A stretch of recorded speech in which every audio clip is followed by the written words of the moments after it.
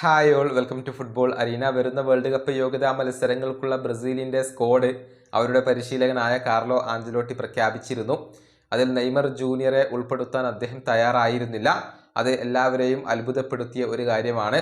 Physical condition വേണ്ടത്ര Neymar junior കൈവരിച്ചിട്ടില്ല, പൂർണ്ണ fitness വീണ്ടെടുക്കാത്തത് കൊണ്ടാണ് അദ്ദേഹത്തെ ഒഴിവാക്കിയത് എന്ന വിശദീകരണം കാർലോ ആഞ്ചലോട്ടി നൽകിയിരുന്നു.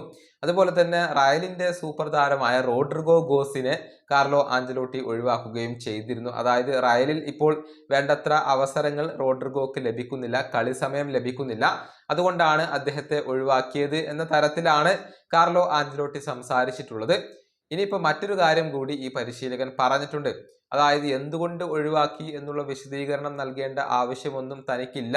ഇനിയിപ്പോൾ അങ്ങനെ നെയ്മർക്കും റോഡ്രിഗോക്കും ഒക്കെ അങ്ങനെ വിശദീകരണം ആവശ്യമുണ്ടെങ്കിൽ, അതല്ലെങ്കിൽ ഇതേക്കുറിച്ച് സംസാരിക്കണമെങ്കിൽ അവർ എന്നെ വിളിക്കട്ടെ, അവരുടെ കൈവശം എൻ്റെ നമ്പർ ഉണ്ടല്ലോ എന്നൊക്കെയാണ് കാർലോ ആഞ്ചലോട്ടി ഇപ്പോൾ പ്രസ് കോൺഫറൻസിൽ പറഞ്ഞിട്ടുള്ളത്.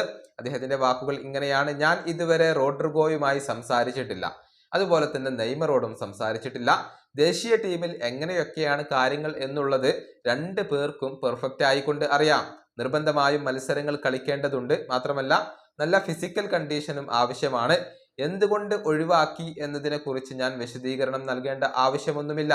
ഇനി അവർക്ക് വിശദീകരണം ആവശ്യമാണെങ്കിൽ എന്നെ വിളിക്കട്ടെ. റോഡ്രിഗോയുടെ കൈവശം എൻ്റെ നമ്പർ ഉണ്ട്, നെയ്മറുടെ കൈവശം എൻ്റെ നമ്പർ ഉണ്ടോ എന്നുള്ളത് എനിക്കറിയില്ല, ഉണ്ട് എന്നാണ് എനിക്ക് തോന്നുന്നത്. ആവശ്യമെങ്കിൽ നെയ്മറും എന്നെ വിളിക്കട്ടെ. ഇതാണ് കാർലോ ആഞ്ചലോട്ടി പറഞ്ഞിട്ടുള്ളത്. അദ്ദേഹം തന്റെ നിലപാട് വ്യക്തമായി കൊണ്ട് മുന്നോട്ട് വെച്ചിട്ടുണ്ട്. ക്ലബ്ബുകളിൽ നല്ല രൂപത്തിൽ കളി സമയം ലഭിക്കുന്ന, നല്ല രീതിയിൽ കളിക്കുന്ന താരങ്ങളെ മാത്രമേ ടീമിൽ ഉൾപ്പെടുത്തുകയുള്ളൂ.